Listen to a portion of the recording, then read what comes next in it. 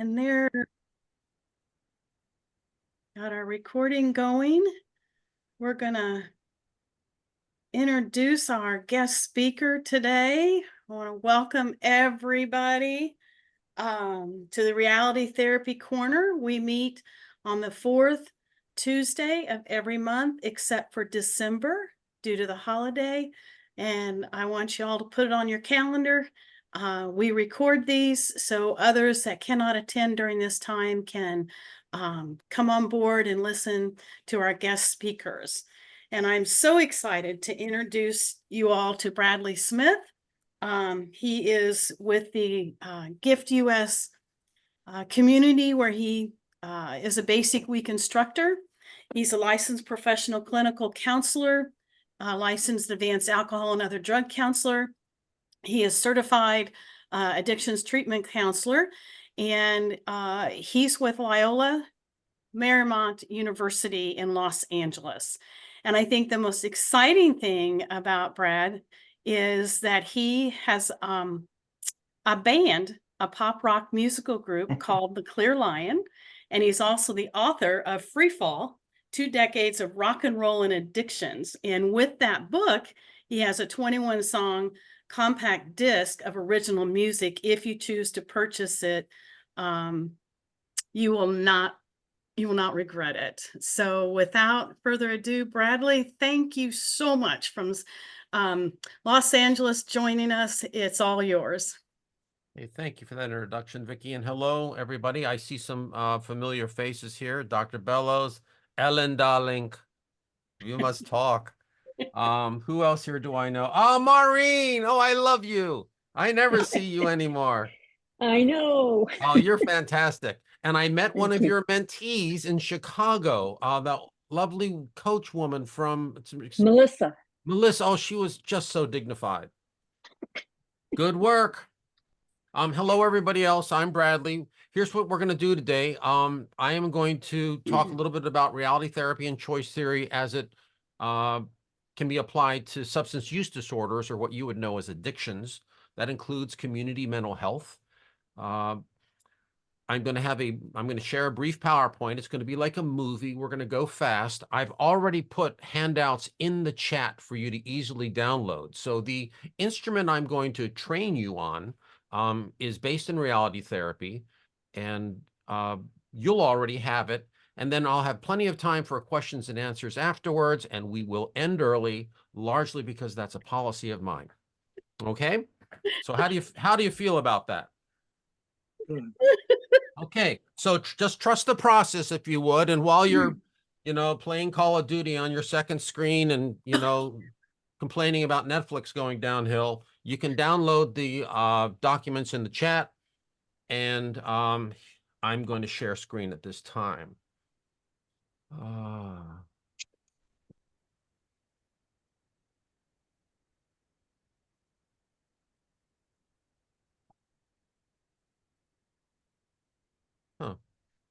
You should be able to see.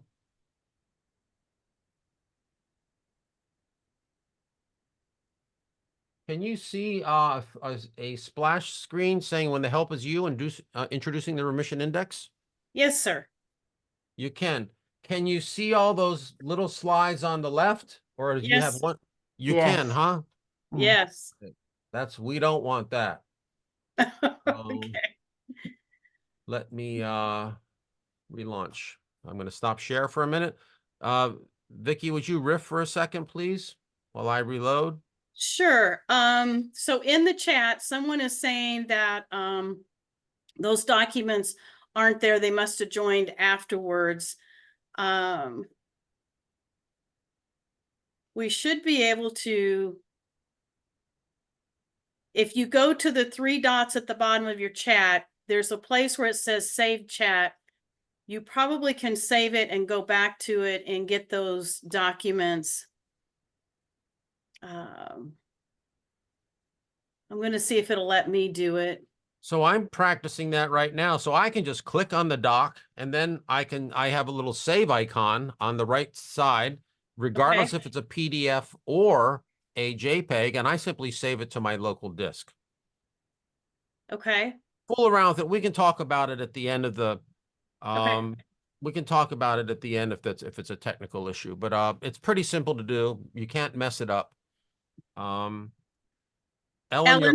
you're muted. I don't have them either. I don't know where to see the documents. So we'll deal with it later. Can you click on chat at the bottom of your screen in your Zoom field? You'll see a bunch of icons. Yeah. No, I'm on chat. Can you scroll up or down on chat and see some information? That goes as far as, can you add the documents back in the chat? I must have joined after. That's the first chat I have. I see. Same for, I wonder whether I have to add these. Well, So Brad, maybe you can do it at the end or yeah, something. while we're talking. Okay, let's do Yeah, I that. got the same thing on the chat. No kidding. All right. So I guess if you came in, well, news to me. So thank you. My bad. Let's try this again. Thank you.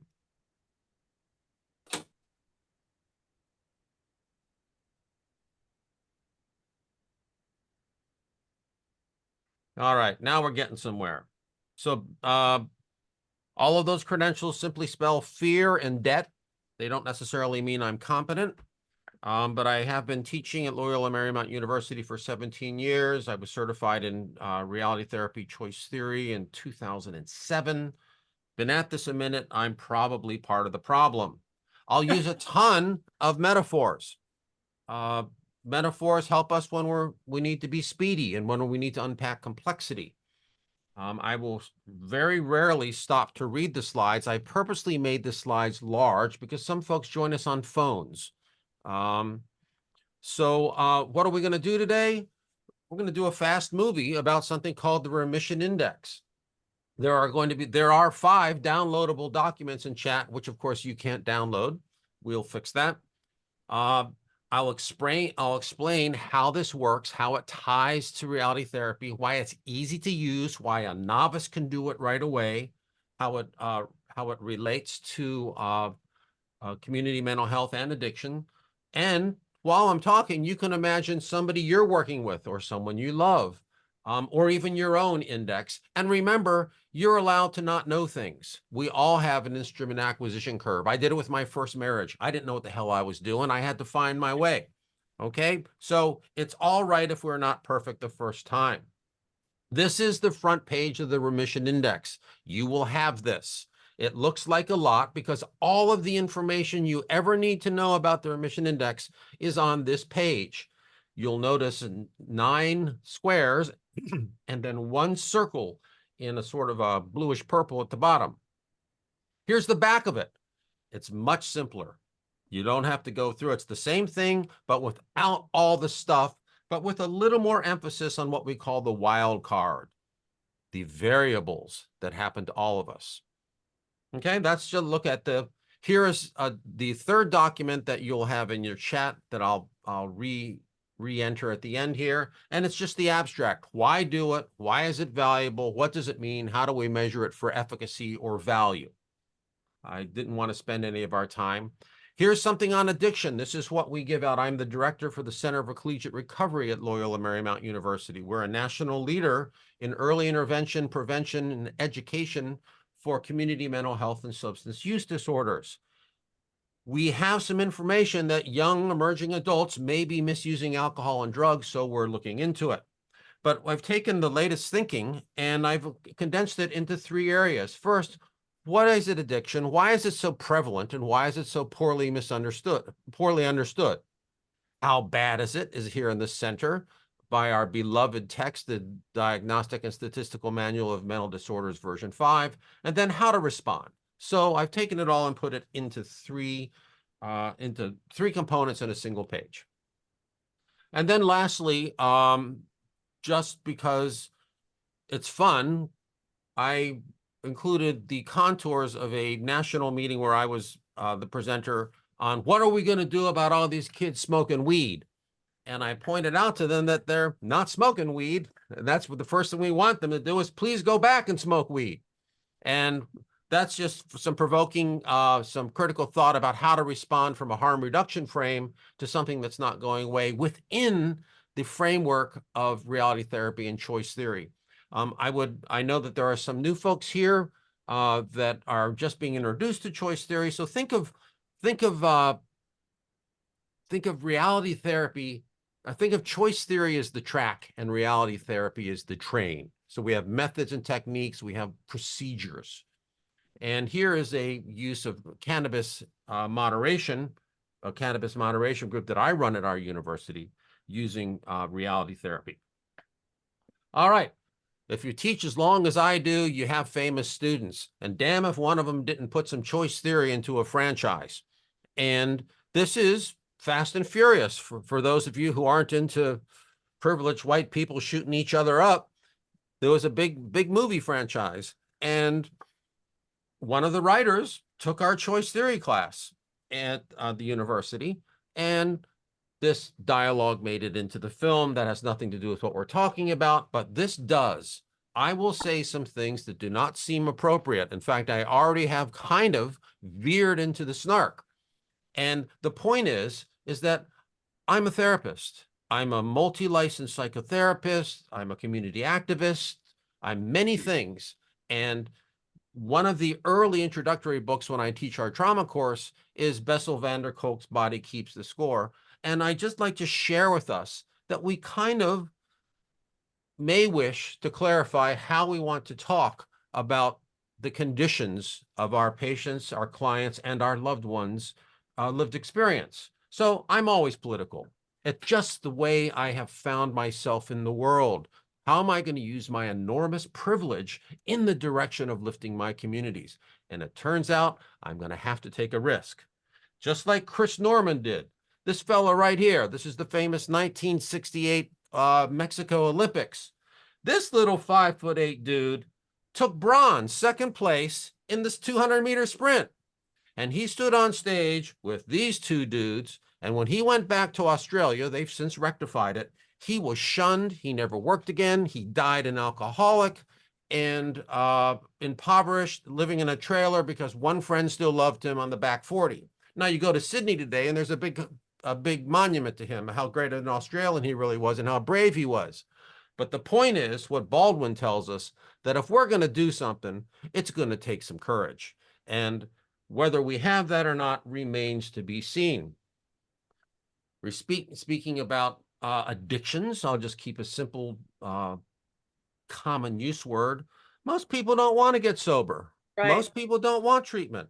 So most people don't like broccoli. I don't slam it down their throats when they're guests at my house. I give them asparagus. I find out what they want. Furthermore, welcome to the alcoholic republic, where drinking in America is actually down from the 1700s and the 1800s, when whiskey was a currency. But the conclusion here is that most excessive drinkers do not, 90% do not meet criteria for alcohol dependence. They're not alcoholics. They're just heavy drinkers, like lots of good Americans. We also have to remember that choice theory is still within a historic and cultural frame, and virtually every frame we use by professional helpers is based in the white cultural frame. Don't get everybody upset. I'm not going to beat too hard on the white guys. I sure enjoy my privilege. But I'm just saying that to move forward, we have to understand the conditions, the atmosphere in which we're flying our helping professions. Everybody, the OGs in the room here, that's California, Venice Beach talk for original gangsters. And there's some in the room here, some folks who knew Bill Glasser. I did.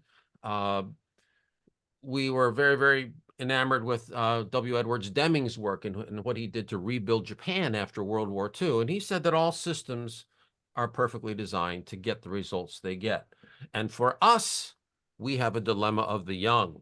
Choice theory and reality therapy as an institute, we are struggling with being attractive to the young. Here are some students in our recovery center at Loyola Marymount University, used with permission, I might add. And we've learned a lot about them. And one of the first conditions we have with choice theory and reality therapy, and this matters to the remission index that I'm going to get to here, is that we perpetuate our own stigma. One of the great leaders of our own organization posted this on their Facebook page, which essentially tells young people that 90% of the problem is you dumbass. This is what has to be changed. And I don't know anybody who has found their best selves through criticism, contempt, or scorn. I just don't know them. I see them in the literature. I know they're outliers. But my point is that we have to be aware of our own cultural frame and what do we actually believe to be true? What do you mean I'm going to help you? Why should I believe you? Why should I trust you? It's very odd how we handle addictions and mental health in this country, because it's not safe to talk about it honestly, at least for professionals. I know I was up at Stanford at their recovery house. There's only a few universities that operate what you would know as sober livings. We call them substance-free or recovery homes at the collegiate level. And Stanford was envious of our little university because at Stanford, there was so much professional stigma around identifying as someone with a mental health challenge or a substance use disorder. They saw it as a career-ending sort of cloak around them, and they were very, very cautious. So we must be brave. We've got to advocate for. Was that a question? Okay, so to get the young, this is about how are we going to get the young? How are we going to be able to self-actualize our ideas? We will have to stand for something. We will have to advocate for principles. And we have to recognize that not everybody has bootstraps, let alone boots. We have to consider the environment from which we teach. And Wobbleding said this in Scotland. For those of you who know Dr. Bob Wobbleding, he predicted our entire condition in 2008 in Scotland. Just an amazing man, had a great impact on me. I'll quote him a little later. But to attract the young, we are going to have to talk about some things that they already want to do. Right. Just briefly, I'm not going to go into this, but the disease model is inadequate in explaining addiction or, in many cases, mental health. We're not going to get into that. That's an entire different PowerPoint, but the disease model doesn't hold up. It just is insufficient. It's not that it's completely wrong or it doesn't have merit, but it's really insufficient. It's like a one-course meal. We know why young people use drugs or select behaviors. It is not a mystery. In fact, It kind of makes sense when young people look at the world and the collapse of the social contract and this bizarre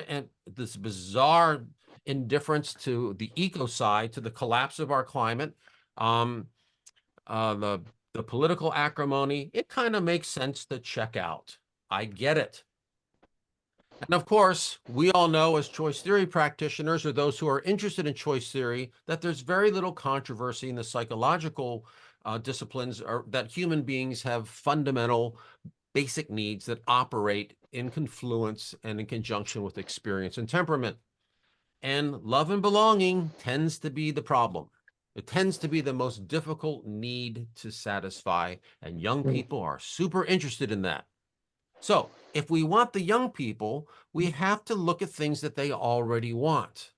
And then we have to make it sizzle. And what is Ted Lasso reading on the very last part of the very last show of season 3, the finale? He's reading about the new science of psychedelics. So get ready for non-ordinary conscious states, because they're here. And while everybody gabbers themselves, while the chattering classes just get glee with deoxification over Matt Perry, the fact of the matter is the psychedelics are here to stay. So how did we get here? Why are we here today at Choice Theory, Reality Therapy Corner, learning about this remission index? Well, we are responding to these things. At the university, I have been able to collaborate with others in responding to changes in our environment, and to essentially say that up till now, our institute, for those OGs in the room, we spoke our own language to each other. We kind of signaled our in-groups, I'll take a foul. We all knew what was going on, but the world around us was a little indifferent. The young are telling us what they want. They want quality of life. They are going to use substances. They want to detach from the reality of their life, which doesn't look that great. They are telling us the things that we need, and we need to listen, because they're not just young people. These may be the emerging leadership elites, particularly in the universities. Many of the young people at my university are already going to inherit the cultural levers of political influence, of economic capital, of proximity to real power. Maybe we could give them a little sense along the way too. But our young people need to be seen in other ways than people who are using drugs and making bad choices, because that's what they hear. You're making bad choices. So how do we engage them? How do we make sense? How do we reanimate choice theory and reality therapy in the world? How do we reinvigorate our institute? How do we make it real? Well, there's 3 hypotheses. Here's the first one. Let's attach the concepts of choice theory and reality therapy to large service systems that already have the attention of the young. Let's not fool around with talking at our conferences back and forth about the trainings we do. How do we attach this to systems that already hold attention? And the 2 big systems that hold the attention of the young are addiction and mental health. So we attach it there, and we find allies. We find shared goals. We find strengths right out of our basic week trainings. Okay, we make this a puzzle to be solved rather than some biological mystery that's related to genes and, oddly enough, poor choices. So where are these kids? If we want these people, where are they? Where's the level of scale? Where does 4% of the population drink 35% of the alcohol? Well, let's look to Bluto to tell us. It's in college.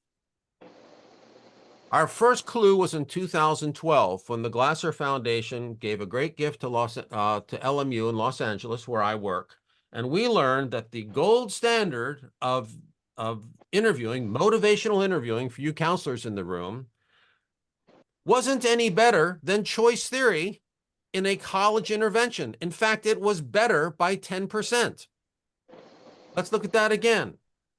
People who participated in choice theory reported a 68% reduction in average drinking. And we know drinking is a leading cause of marriage, so there's a long ripple effect there. So we had early information that choice theory would be effective because it was sticky. It was speaking the language of young people. What do these young people want? They want to talk about their problems. Here's Bob Wobolting again, Woobs as I may recall him. There is nothing more interesting to a young person than their problems, okay? They want to be in charge of where they direct their attention. They do not want more effective control of their lives, which is a jingoism that we used and made a lot of sense in the 80s and 90s, even into the 2000s. But young people want to have more convenient control of their lives, not more effective control. And the problem they want to solve is usually outside themselves, which is another opportunity for an internal control system like ours. And then there's the exterior information. We know what our kids are going through. I know what's happening. This number is actually higher the first 2 weeks of school, but this is significant. Hypothesis number 2, help's not coming. We need to tell them that, because let's be fair, our medical delivery systems, criminal justice, mental health, counseling, therapy, it is poorly administered. There's not enough to meet demand. And when we do get it, it's intermittently competent at best. So we have to make the doer in control. We have to make the predicament universal. We have to say this is a puzzle to be solved, and all of us are defined by similarities more than the othering differences, which have brought us to this latest plateau in the political world. So addiction is an adaptation. It's more like learning theory. I show this next slide to the president's councils when everybody goes, oh, there's no drugs. There's no new drugs. There's just new names for the same molecules that cross the blood-brain barrier. In general, folks, all people, but I'm talking about young people today, want these 4 classes of drugs: a little tranquilizer, a little bump. Yeah, I want to see a little green man jump out of the TV sometimes. And then I want a chill pill, nothing like a benzo or a Xanax to chill me out. But of course, we want to make sure it doesn't jeopardize our erection. So we want to get all 4 right there in the middle. Behaviors are addictions. We know this too. This is a cute little periodic table for behaviors. I can make this presentation available to you as a PDF, not to worry. But we do things for a reason, and this brings us to our first choice. I can chase the arsonist, or I can put a ladder to the window. I can blame the system. I can be a flaw finder with a magnifying glass, living my life in shoulds and oughts, or I can get a ladder to the window. I can respond and respond to myself. And this is hypothesis 3, show them. Okay, so help's not coming. We need the young. Help's not coming. How do we show them? And we show them by saying that the likelihood of you achieving and sustaining remission is not only predictable, but we can give it a number. It's not a mystery. This is important here. The number is a location in experience. It's not a rank. We immediately go to what emerging adults want, which is most of all to be in charge of where they direct their attention. I don't think they're addicted to their cell phones. I think what they really want is to decide what they're doing at all. And that's a side door in. Yes, there's plenty of criteria that says cell phones shouldn't be in the classroom and we have too much screen time, and I've seen much of the data myself, but I think we're missing an important connective tissue, which is they want to be in charge where they direct their attention. So let's give it to them. So large systems of urgency love the predict quantify mile. So we have third-party payers. For those of you who are counselors in here, I'm aware of your love affair with the insurance companies. All big systems want data.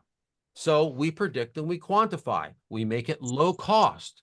We make it easily available.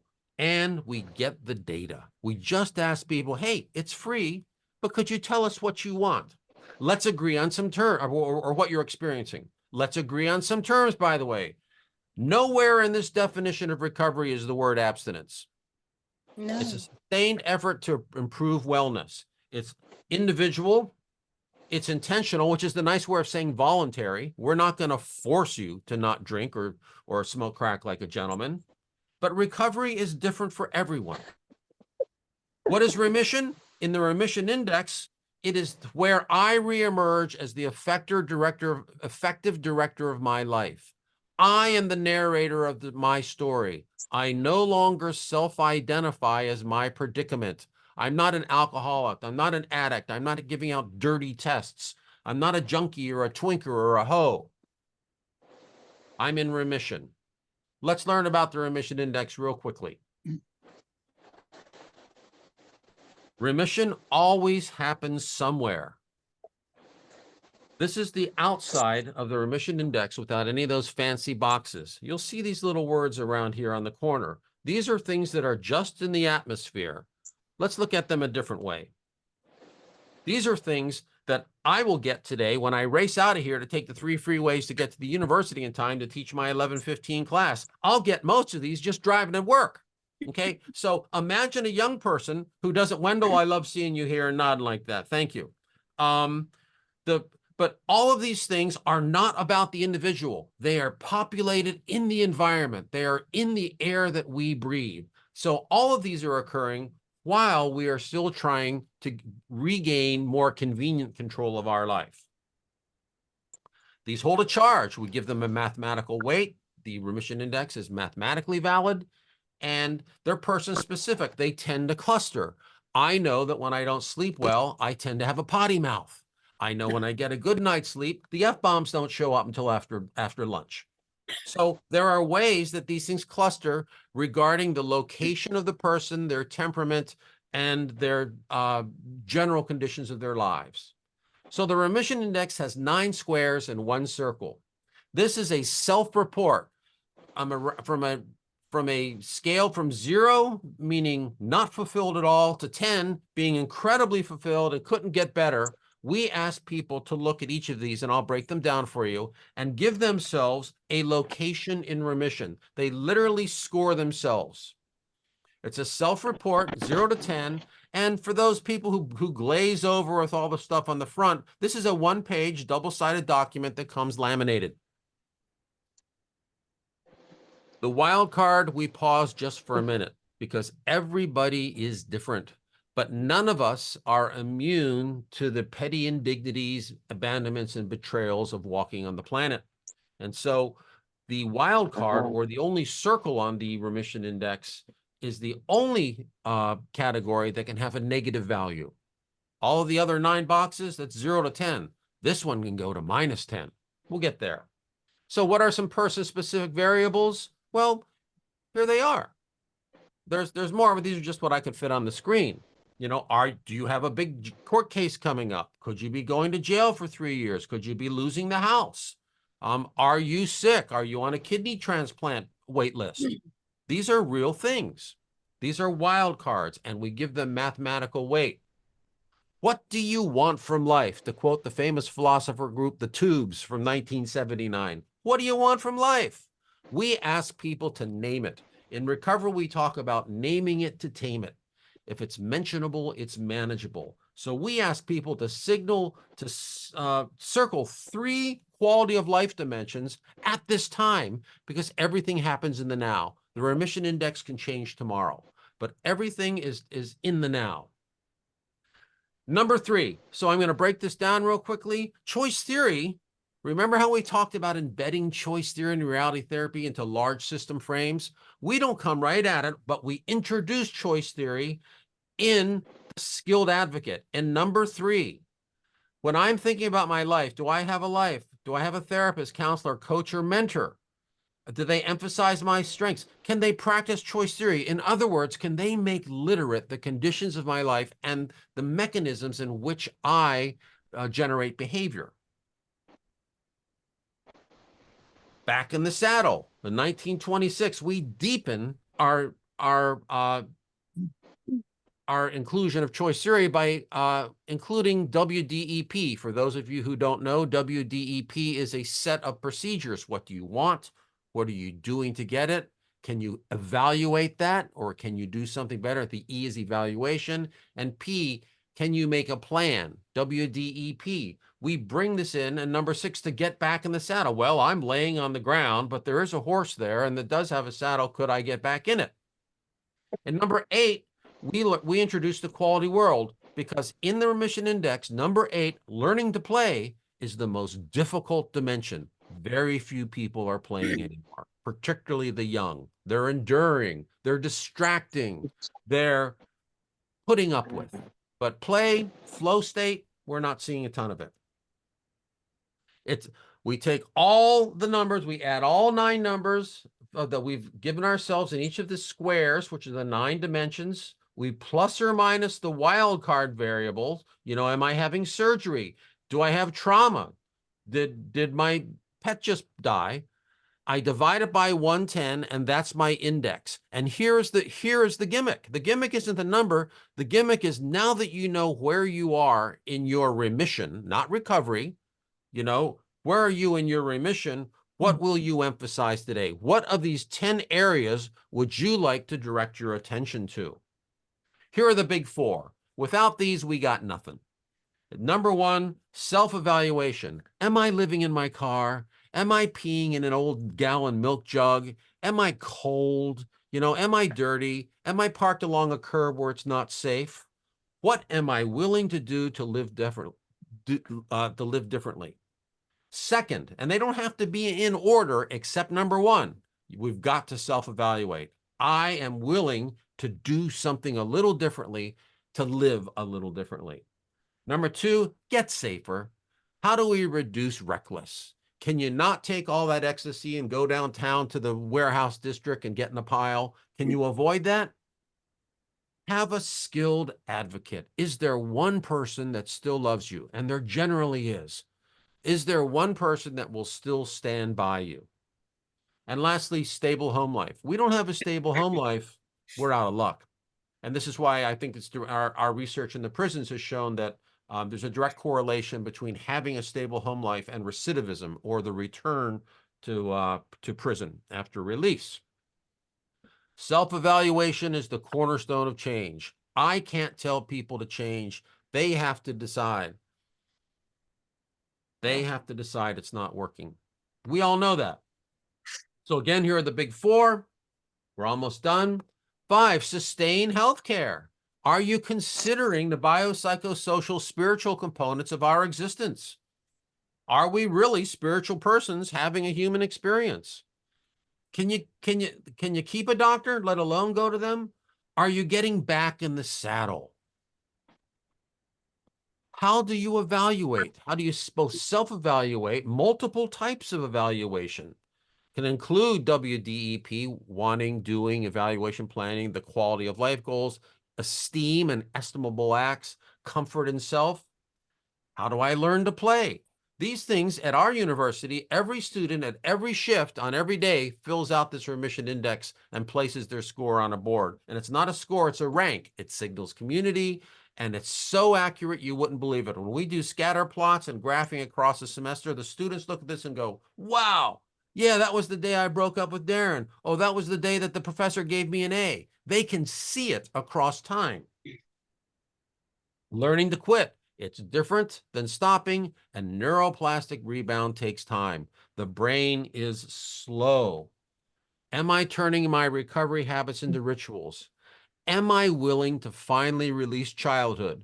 And for the women in the room, you may all snicker now, men can't do it till they're about 40. So we got to be patient. Men are going to stay little truculent teenagers till about 40. Some of us can do it around 38. And of course, the wild card. I've taken this right out of the diagnostic, the DSM-5 for PTSD. Are the symptoms persistent and intrusive? Okay, it can't just be, oh yeah, I thought about that scary show I saw in a movie last October. These have to be persistent and intrusive things in your life. We also consider post-traumatic growth, or the positives. What have we overcome? Athletes will tell you that there are strong positives in overcoming. Then we calculate. Again, there it is. The totals 1 through 9 in our square boxes, plus or minus the wild card, divided by 110. And here's the point. We navigate from our number. For some people, you know, their number's fine. They don't want to do anything. But this is the innovation. What will you do? We act our way into better thinking. We don't think our way into better thinking. This is not some unique system that was designed at LMU. This was taking parts and components of existing literature and trying to make it relevant to the doer. Available, accessible, low cost, and meaningful. So there's recovery again. It's intentional. It's invisible. Let's meet Sam. So this is Sam's car. He cut off his tongue, he broke his nose, he went through the windshield, he totaled the thing, and still remarked that his Corona wasn't spilled. My kind of kid. He's a 21-year-old sophomore. He's been couch surfing, chaotic romantic relationships. We know of 2 previous suicide attempts, not non-suicidal self-injury, but real suicide attempts.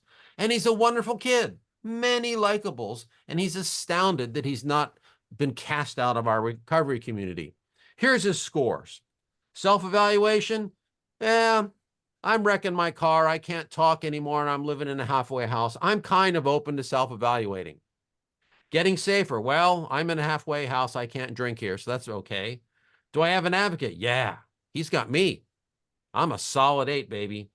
Stable home life. Well, I'm in a homeless shelter. That's kind of stable. Sustained health care. He's on his parents' insurance. He's just not using it. He gets a 4. Back in the saddle. Yeah, I'm thinking about going back to school. Regular evaluation. He gives himself a 5. I'm not really evaluating everything. I'm just getting stoned and drunk.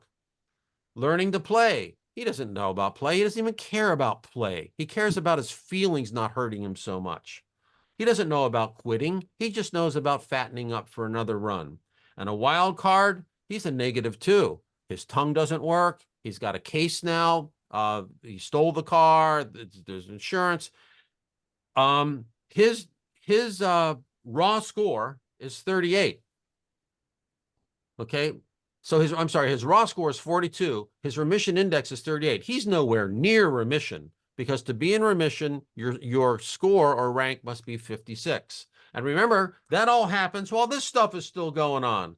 I mean, and let's all be fair, all of us are about to be traumatized by Mariah Carey, because Christmas music starts day after Labor Day.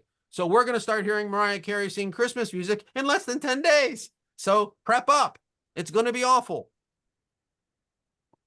I'm not going to show you this video. We don't have time. Here's what the remission index looks at our university. On the wall every day, we have our weekly means. These are the workers. So we have 30 students in recovery working for us at the Recovery Center, doing policy, advocacy, research, etc. And here's a scatter plot of those same students across 3 months.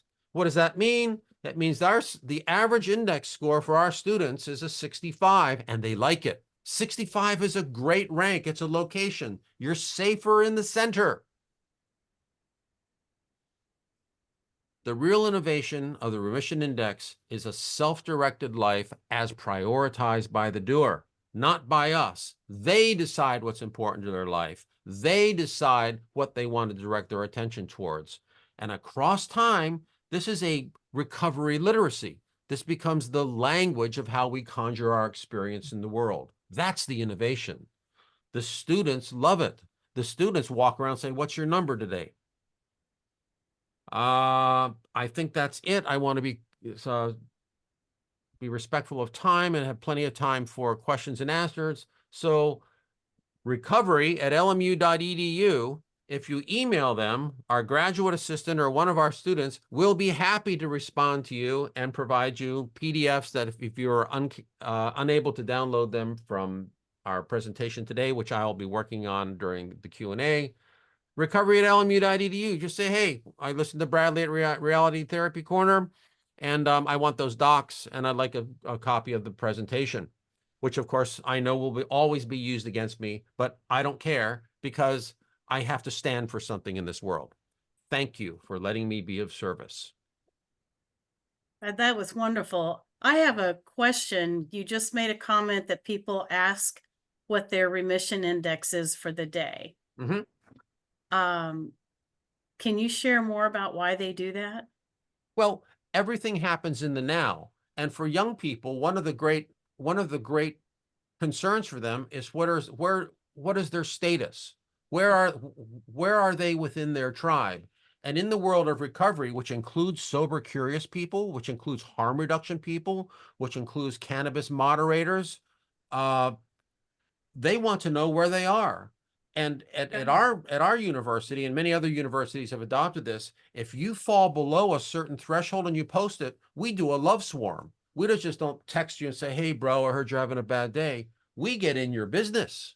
We connect you.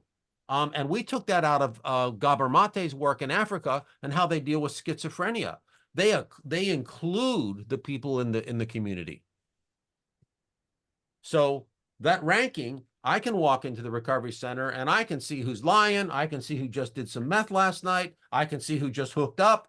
I can see who's really doing the work. I get a snapshot of the health of the community, and I can direct precious resources, because the dirty secret is I can't meet demand. Help isn't coming. I'm the help, and I am always ranking urgency. I am always deciding what I'm not going to do. So I have changed the dialogue, or folks like my team and myself have changed the dialogue to say, "You're the help." When the help is you, you must be the help. And the kids like it, because there's not some old bald dude with $5 words telling them what to do and implying that they're making poor choices, because that's what they hear. Did that answer your question, or did I just lecture you, Vicki? No, it's beautiful. Thank you. Appreciate that. Bruce, I see a hand. Yeah, I heard you use disorder, and I always remember Bill Glasser saying alcoholics have elbow trouble. You know, they keep bending their elbow. Mm-hmm. So what you're thinking when you use the word disorder? So disorder is going to be the next word to go. We've already gotten words like addiction and addict and junkie. I mean, it's been 20 years since I called a Down's child a retard, you know, so language needs to change. But the disorder in terms of the remission index, Bruce, and that's a fabulous question, is recharacterized or reframed as a puzzle to solve, as eminently solvable. Disorder is a clunky, awful word that is neurolinguistically freighted with stigma. Don't like it. And Bill was ahead of his time in many ways.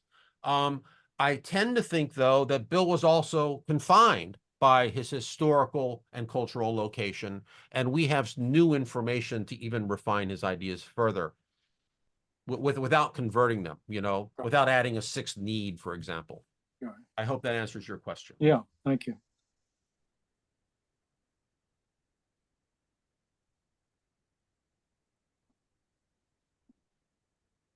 Anybody else While like you're to- thinking about it, I'm just gonna add some of these docs right now into the chat. Okay, I've got to clear my good. Okay. I'm pasting in now, and they'll be in order as you saw them.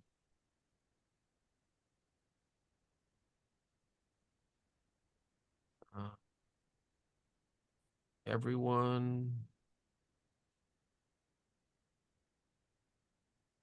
any other questions, comments, thoughts on what he was talking about?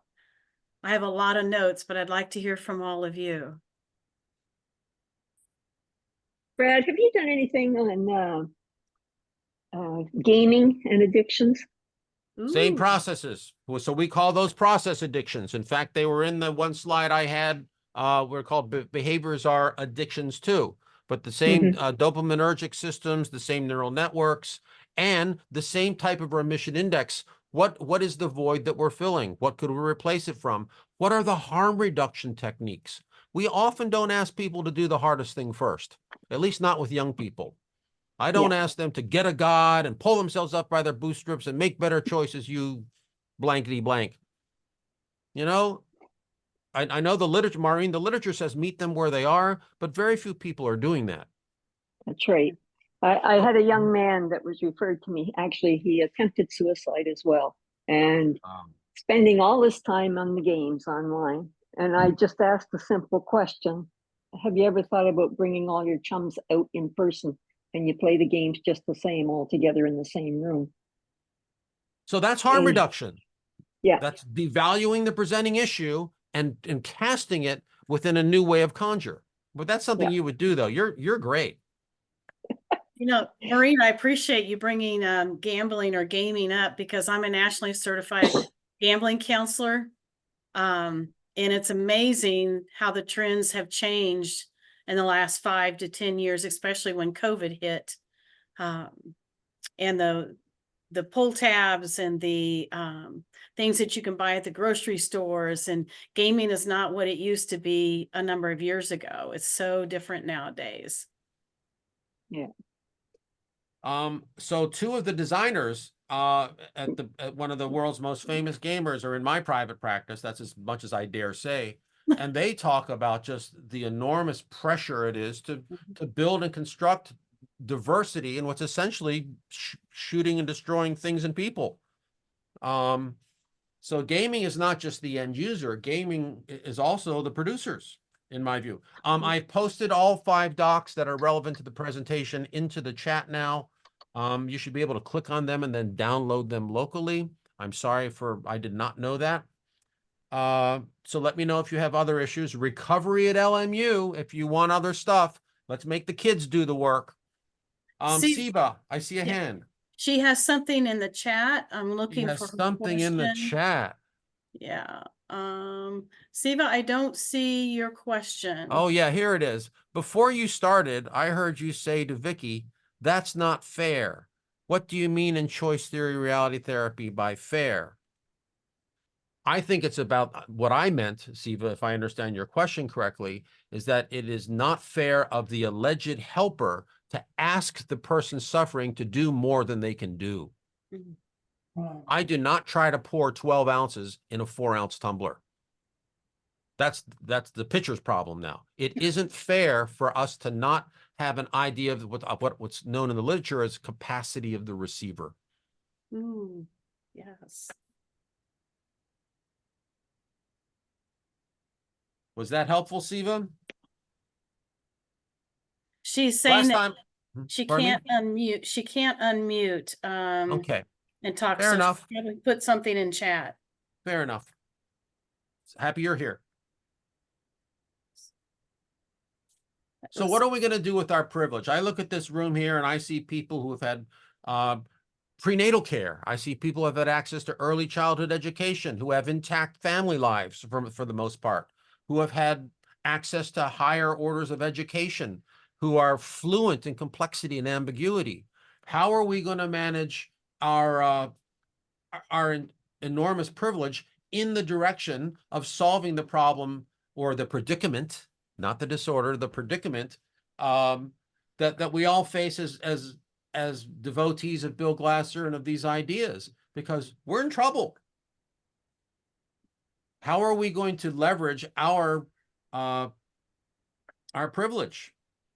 And mostly for me, it's been attracting the young by staying in higher education and being sure that I would not be wealthy in the American sense for the rest of my life, but in exchange, you get all kinds of other cool stuff. But how are we going to use our privilege? And for me, it's saying slightly unnerving things from time to time. It's developing instruments that I can give away for free.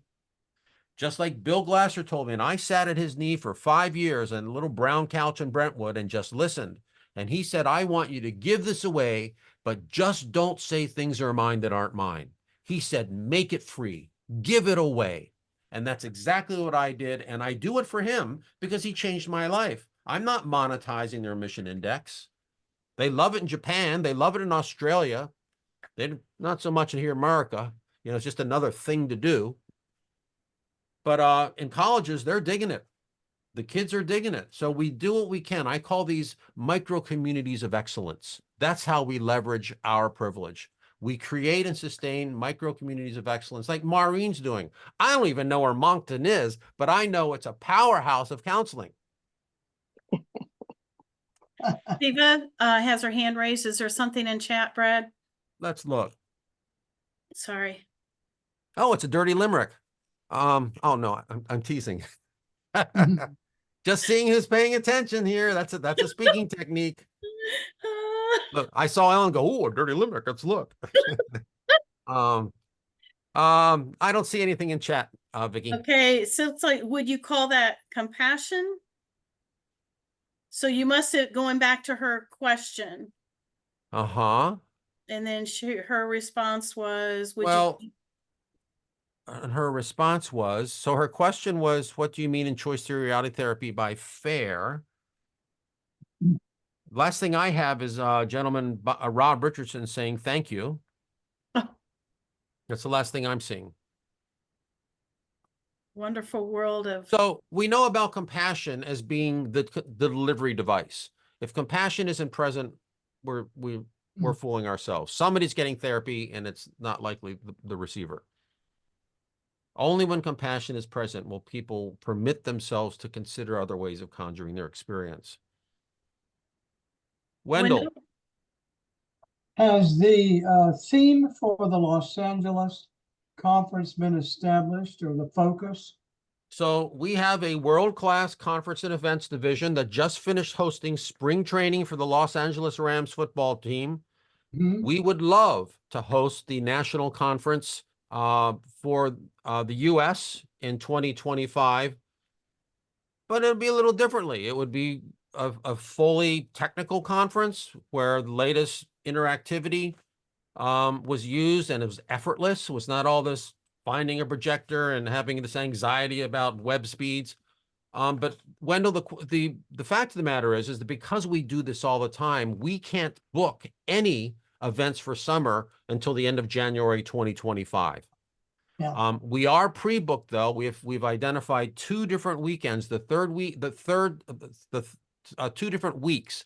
The 3rd week and the 4th week of July. July 4th, we're not going to mess with out here unless you want to go down to Venice and fight over a parking lot.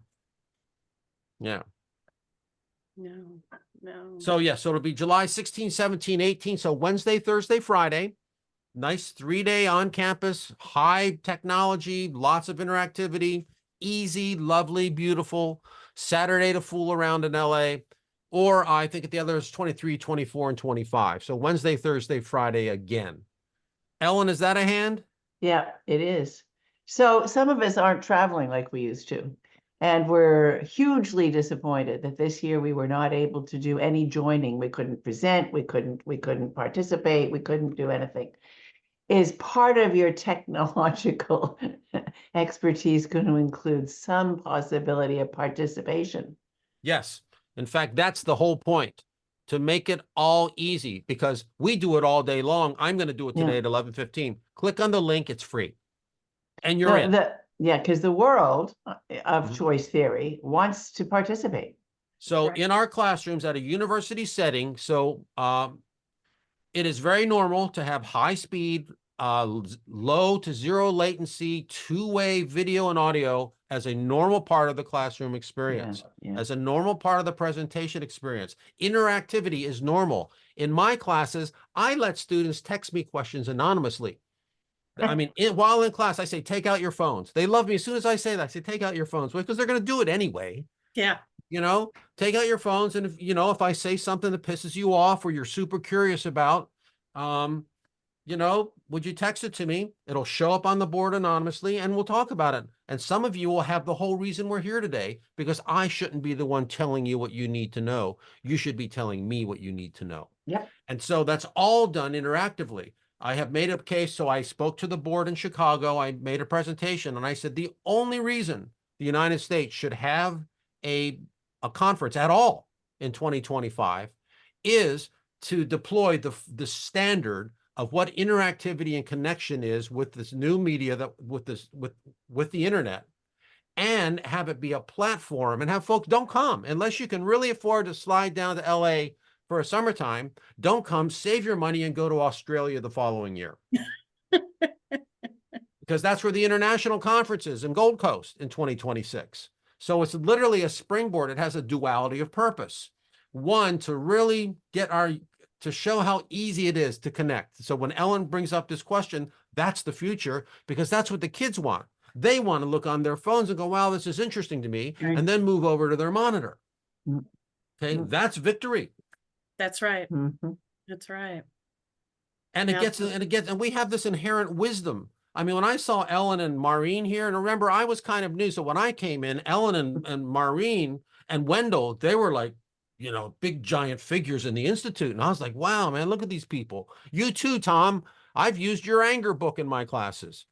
And so, we have a wisdom that's kind of gotten away from us. And I think that a university setting can reimagine that wisdom, or the collective library of experience. I hope I'm making sense here. Absolutely. It's exactly what we wanted to try to do for 2025. And I know our time is coming to an end. Yay.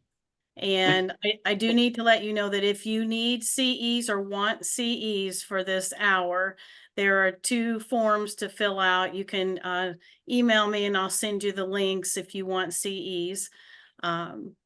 We have next month coming up. Don't forget to put that on your calendar. And then this is recorded. So if you want to go back and re-listen to what Bradley has to say, it'll be on the website probably within 24 hours. Oh, joy. Oh, I know, but it was fun. Bradley, it was absolutely entertaining, and the hour went so quickly. Does anyone else have anything they want to say to wrap up to Bradley before we go? Send me your score on the remission index. Do your own remission index now, because it's simple. It's designed for a 5th grader. I just got back from 2 weeks at the seashore where I didn't have to do much. I'm good. You look good, Ellen. I'm 80th year. about the same, Ellen. Yeah, I know, but it's like the 80th year is a good year. Wow, we're so lucky to have you here. It's a pleasure seeing you. Yeah, It's very fun to be here, and thank you, Bradley. I always have liked the work you do, and I love that, of course, that you have stuff that we can use. Yeah. Take it. It's free. What Right. Bill told me to do, I am now doing with me. Take it. Just don't say things aren't mine that aren't mine. Like No, the 6th exactly. need. No, I like the free thing. I have a library that offers Take Charge of Your Life, a 12-hour version that I put together twice a year, free to the participants. Mhm. So free. Wow, that's great. yeah. Yeah, It's fun. There's wonderful. that makes sense. There's a longitudinal logic there to making things accessible. And I Yeah. think you'll see that if we do a conference at LMU, how Mhm. simple it is and how so many things are no cost.